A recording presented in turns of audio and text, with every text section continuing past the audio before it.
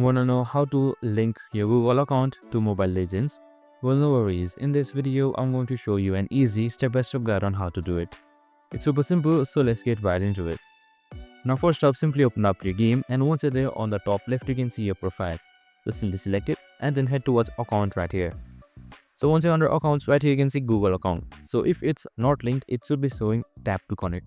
So you can just simply tap the Google account to connect it, and you will be showing, or you will be directed to Gmail in order to connect your account.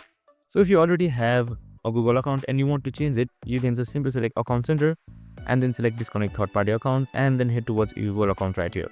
Now just simply select disconnect via connect account and type in your user ID.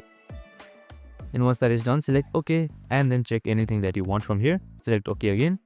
And after that is done, your Google account should be disconnected after showing right here. So just simply select the account you had linked with. And once that is done, bam, your account will be unlinked and you can link a new account the same way. And that's it. I hope this video helped. If it did, make sure to like, subscribe and tune in with us for more of these videos. See you in the next one.